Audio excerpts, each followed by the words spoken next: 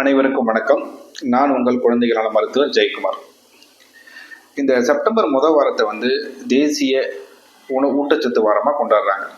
So அது வாயிலாக குழந்தைகளுக்கு என்னென்ன சாப்பாடு கொடுக்கணும், எது எது கொடுக்கக்கூடாது, எப்படி கொடுக்கணும் அப்படிங்கிறது பற்றி ஒரு வீடியோ வாயிலாக உங்களை சந்திக்கிறேன்.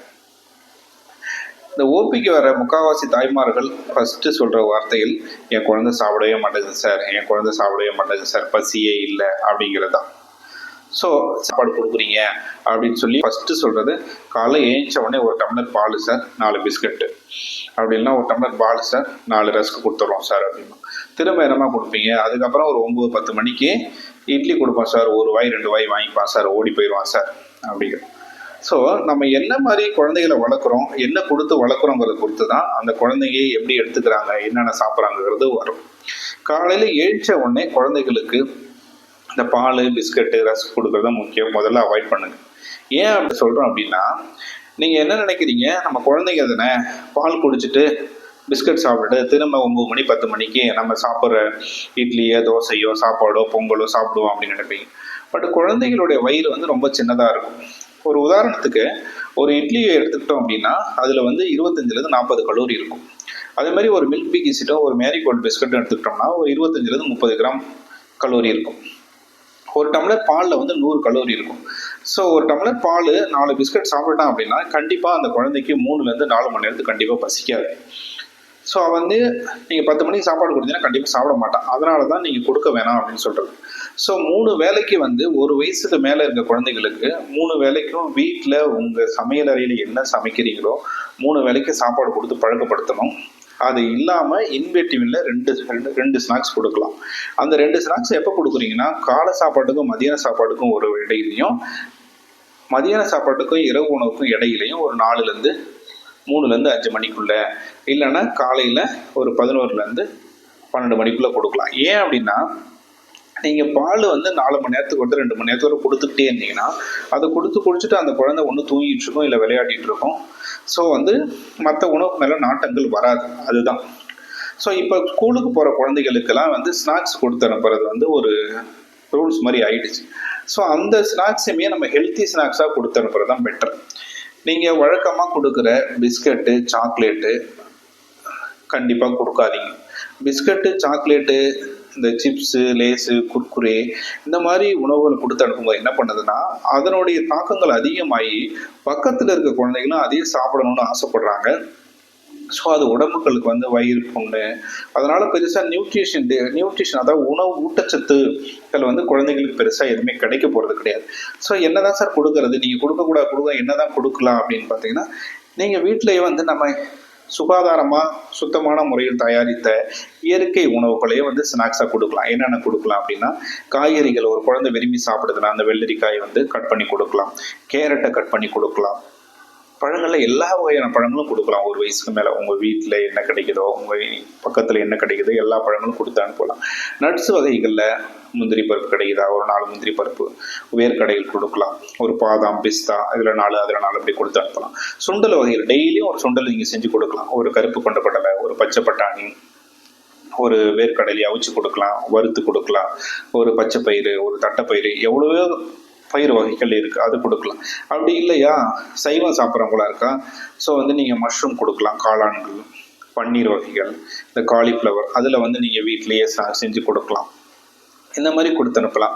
ஸோ கடையில் வாங்கி தான் கொடுக்கணும்னு ஆசைப்பட்டீங்கன்னா நீங்கள் இந்த கடல மிட்டாய், எள்ளு மிட்டாய், பொட்டுக்கடலை கூட நமக்கு உருண்டையெல்லாம் வந்துருச்சு. ஸோ அதெல்லாம் கொடுக்கலாம்.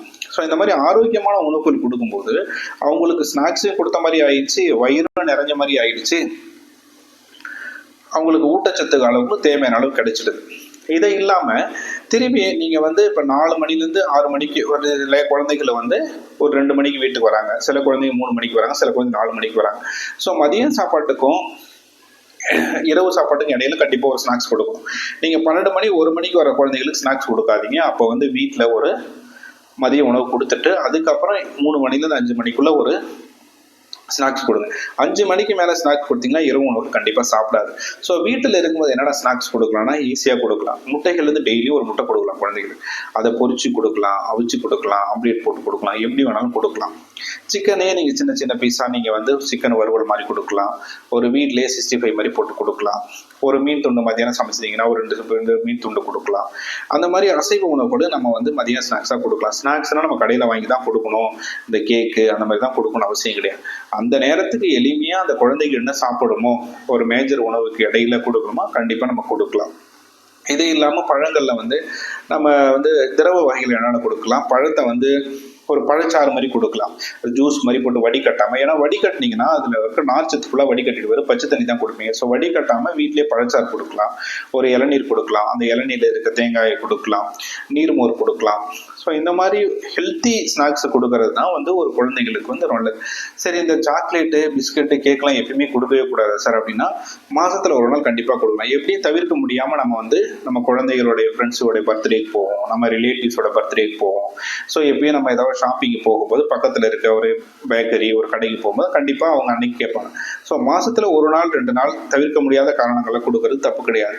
நீங்கள் டெய்லி கொடுத்து பழக்கிறது தான் நாங்கள் தப்புன்னு சொல்ல வரோம். ஸோ மதியம் காலையில் வந்து குழந்தைங்களுக்கு ஸ்கூலுக்கு அனுப்பும்போது இதை கொடுத்து அனுப்புகிறோம் அப்படின்னு சொல்லி கொடுக்காதீங்க.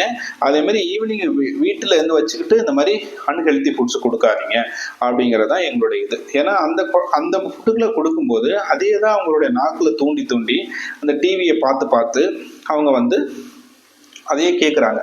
ஸோ இந்த வீடியோவில் நான் மேலே என்ன சொல்லிக்கிறேன்னா, காலை சாப்பாடு வந்து கண்டிப்பாக குழந்தைங்களுக்கு கொடுத்து தான் நீங்கள் ஸ்கூலுக்கு அனுப்பணும். அது வந்து நீங்கள் காலையில் போயிட்டு அந்த ஒரு குழந்தை நைட்டு சாப்பாடு ஒரு 7 மணிலேருந்து 9 மணிக்குள்ள எடுத்துக்குதுன்னா, மதியானம் வந்து மதியானம் வந்து 12 மணிக்கு தான் லஞ்ச் எடுத்துக்கும் போது இடைப்பட்ட காலம் வந்து ரொம்ப பெரிய நீண்ட காலம்.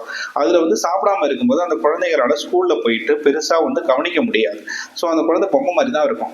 ஸோ எழுந்த உடனே வந்து பால் பிஸ்கட் கொடுத்து ஸ்கூலுக்கு அனுப்பாதீங்க. அதே மாதிரி எதையுமே கொடுக்காமலும் அனுப்பாத, காலை சாப்பாடு கொடுத்து அனுப்புங்க. வேன் வந்துடுது, எழுந்திரிக்க மாட்டேங்கிறா, ஸ்கூலு சீக்கிரம் வந்துடுறாங்க, என் குழந்தைக்கு 7 மணிக்கு ஸ்கூலுக்கு போகணும், 7 மணிக்கு வேன் வந்துடுன்னு சொல்லி ஸோ வந்து காரணத்தை இன்னொருத்தவங்க மேலே போடாதீங்க. உங்களுக்கு 7 மணிக்கு ஸ்கூலுக்கு வேணும் வருதுன்னா 6 மணிக்கு எழுந்து 6:30 மணிக்கு ஒரு 4 இட்லியை கொடுத்து அனுப்புங்க.